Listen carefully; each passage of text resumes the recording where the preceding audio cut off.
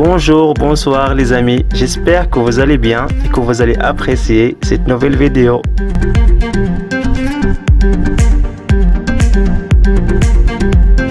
Suite à la vidéo où on a parlé des symptômes de la fourbure que vous pouvez consulter sur la page de la chaîne ou en cliquant sur le lien qui se trouve dans la description, aujourd'hui on va évoquer les causes de la fourbure chez le cheval.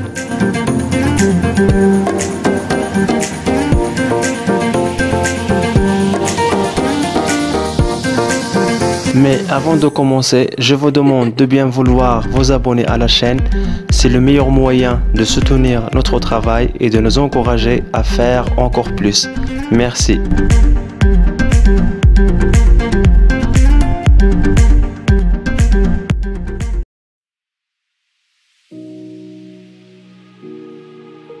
Sachez, mes amis, que les causes de la fourbure sont très nombreuses et qu'il est toujours la conséquence d'autres maladies.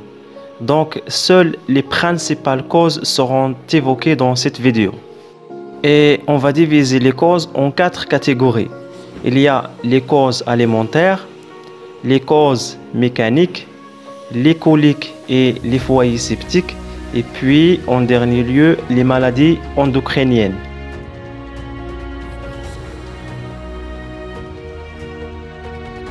Chez les chevaux, la fourbure d'origine alimentaire est la plus fréquente. C'est la cause de plus de 60% des cas rencontrés. Et cette fourbure d'origine alimentaire peut arriver selon 2 scénarios. Le premier scénario, c'est lorsque les animaux sont conduits au pâturage après une période d'alimentation sèche, et c'est déjà la cause chez la moitié des cas. Le deuxième scénario, c'est la fourbure qui arrive après une surconsommation de céréales comme l'orge, le blé ou le maïs. Et c'est la cause d'environ 10% des cas de fourbure chez les chevaux.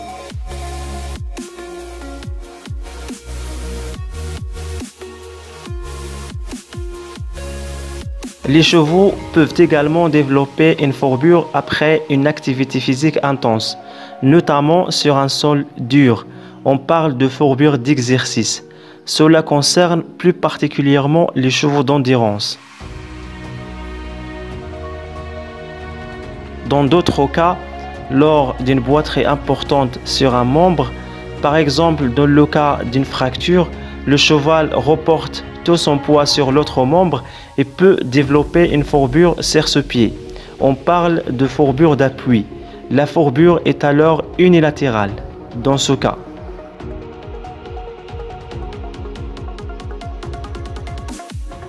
Peut faire suite à des coliques graves, à une diarrhée sévère ou suite à des maladies infectieuses, notamment une métrite postpartum ou une pneumonie. Si un cheval est atteint d'une maladie grave, il faut le traiter rapidement tout en luttant contre l'inflammation et en surveillant attentivement les pieds.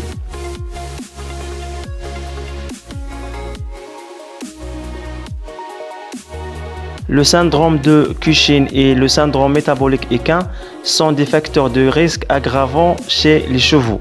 Selon les études, la prévalence de la fourbure peut atteindre entre 50 et 80% des chevaux atteints de syndrome de Cushing. En ce qui concerne le syndrome de Cushing, je ne vais pas le développer ici, mais ça va être certainement le sujet d'une prochaine vidéo. C'est la fin de cette vidéo. Merci de l'avoir suivi jusqu'à la fin. N'oubliez pas de la liker, de la commenter et de la partager.